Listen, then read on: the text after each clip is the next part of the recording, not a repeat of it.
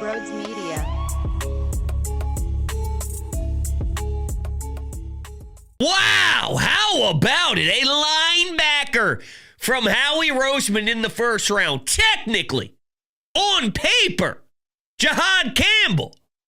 But they're not going to use him like a prototypical linebacker. You got versatility. Hell, you got a football player. And I think that's the main important takeaway from this selection at 31.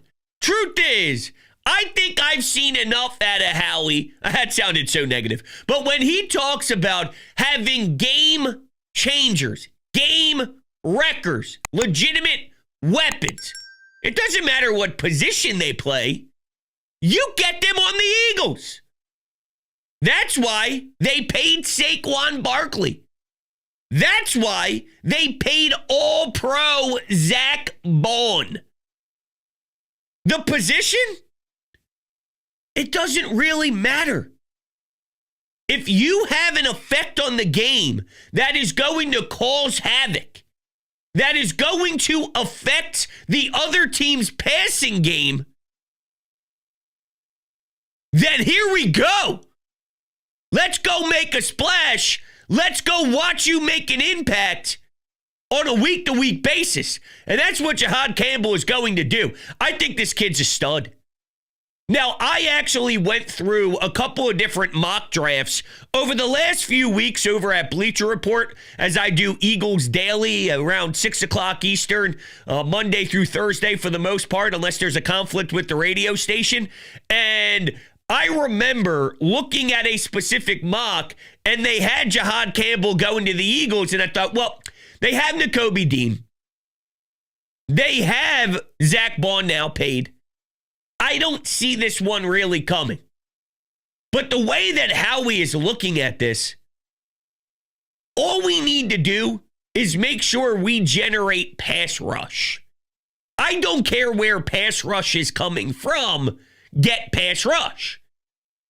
BG retired. Josh Sweat left to Arizona, which sucks, by the way, that Walter Nolan went to Jonathan Gannon, that fucking fraud. He ends up stealing who I really wanted to target in this draft. Plug him next to Jalen Carter. But I love what you got in Jihaad Campbell anyway. This kid's going to be all over the field.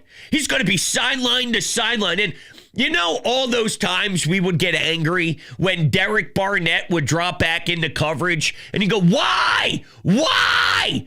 Now think about being a quarterback that sees at the line of scrimmage Jihaad Campbell, but you don't know if he's going to flourish with, I don't know, attacking you and getting in your face, or if he drops back, it's actually someone who has substance over the middle of the field. But you have that and Zach Bond. You got Vic Fangio with the ability to be creative, with the ability to be unique, with the ability to have like a Swiss Army knife on top of Cooper DeJean's Swiss Army knife. And I know they found a nice role for Cooper DeJean, but maybe that's the way that Howie is starting to look at this, where you have versatility all around the field, which just throws off the offense because you can do as much tape study as you think you do. And here comes Vic Fangio, zigging when you zag. Howie said something very important last night during his media availability, and he said the league has changed. It's all about having guys with a ton of speed. Let me tell you something. Jihaad Campbell, dude at 6'3", he's going to be popping people's helmets off. He's already done it.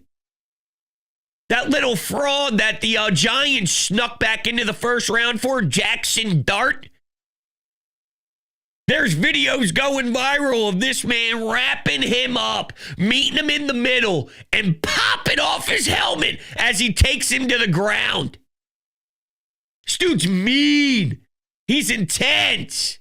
South Jersey kid, went to Timber Creek. And oh, by the way, one of his favorites, B-Duck, baby, B-Duck. Did I think that they would go with the more traditional pass rusher all throughout the night? I did for a while there.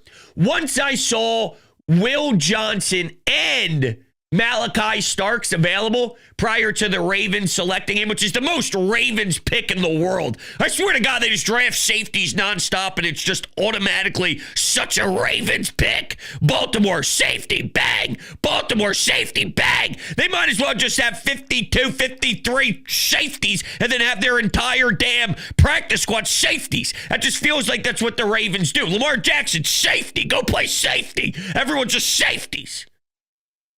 But for a while, I thought there was a chance they go that route because the talent is just too good to pass up on.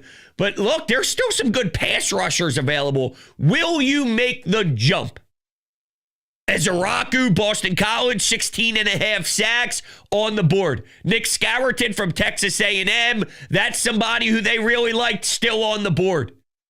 There's some interesting names still available. I wonder what they do in day 2. But they did have to make a jump up for this, technically. I don't know if they really needed to make that jump, but they did utilize one of their 5th-round picks to go up one spot to trade with Kansas City. Now, they clearly knew in their eyes that Campbell was a must-go-get player, or else they wouldn't have done that, right? And knowing that teams were looking to trade back into the first round for whatever position, maybe it was for Campbell, maybe it wasn't, they felt the risk wasn't worth it. We have 1 billion picks over the next couple of years. What's a 5th-round pick if we secure our guy? And let's not act like a lot of these NFL analysts and a lot of these NFL experts, if you will, were saying that Howie does it again. He got a premier top 10 style of guy, top 15 guy, one of the best linebackers there is in this draft, sitting at 31. So clearly teams and experts thought he was significantly better than that. Don't risk it by allowing another team to jump back into the first round, whether they were targeting that position or not. And I'm cool with that. I got no problem with that. They tried to trade up previously in the draft. The Chargers. I know there was a lot of buzz when Green Bay was on the clock. I believe that was at around 23. Now, of course, they are going to claim like this was who they had their eyes on, even if it wasn't, because that's what you do. That's what you say. But truth be told, I believe Howie Roseman when he says it was for Campbell. I do pretty good and pretty well with the BS meter. And I know Howie likes to manipulate people and media and leverage just as much as he likes to manipulate cap space and money and contracts. So I'm not going to act like I'm just naive and taking his words for face value 24/7, because quite frankly, I do the complete opposite. But a lot of what he said so far this offseason has been the straight up truth. And I think at this point, he just knows, listen, I'm good at what the fuck I do, baby. I'm amazing at this. I'm sniffing myself. I'm smelling myself. They don't want to do that too much because sometimes it can backfire. But how many times has he stated publicly, I'm going to go with something that's unconventional. I'm going to do things that are a little bit different. I'm going to go about my business in ways that you probably never saw coming. He paid an all-pro linebacker. He paid a running back. And they just drafted in the first round for the first time in like 50 years, a linebacker. But the truth is, and I want to give Elliott Shore-Parks a lot of credit here with this view, what you can't do, and I probably have already done this throughout the last maybe 9 minutes or so, just because on paper it says linebacker. They view him as an edge with the ability to pass rush. Forget position. They view him as pass rush ability, who can play linebacker. Not so much a linebacker that can pass rush. And I couldn't agree with that more. Now, the Eagles did not have him in as one of his top 30 visits from what I've seen. They only sat with him once and got to speak with him once throughout the draft process, the pre-draft process. And when they did speak, who did he speak with? Washburn. What does Washburn do? Pass rush. Yeah, that's the coach that he communicated with. That was their vision. Now, that tells me two things. One, maybe they didn't think they can get their hands on him. He's too good. There's no way he slips like that.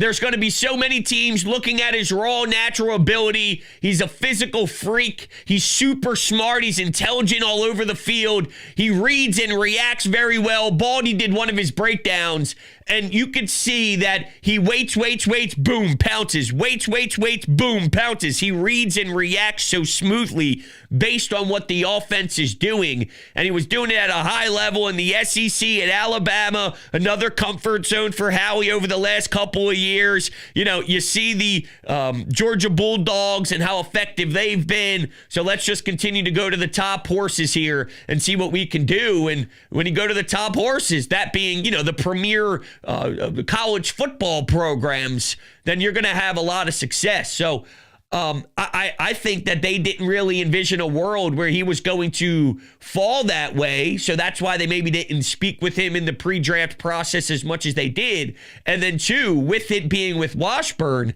I think that tells you exactly the way they view him on his skill set and how he can do some serious stuff as a weapon out there on the field. I hate to be super cliche and boring, but I truly do believe that they view him as just an all-around football player that you can do so much with. And think about what you're building with this defense. If you have Jalen Carter doing that in the line of scrimmage, right? At the line of scrimmage with the trenches, and you have Quinyon Mitchell locking up one side of the field as unbelievable as he has been, and you have Cooper DeJean doing this in the secondary, you are almost adding that middle wave and probably a little bit more, again, pass rush closer to the line of scrimmage. But if you have that ability to shore up your secondary with youth and, in Cooper DeJean's case, versatility, speed everywhere. How many times last year would you watch Cooper DeJean if there was someone who was maybe catching the ball in the flat or catching the ball maybe a couple yards out of the line of scrimmage? Boom! Instantly, either Zach Ball, Cooper DeJean, wrapping the guy up and taking him to the ground within seconds. You're going to have a third member joining that party and consistently in your face. And I just find that so beautiful.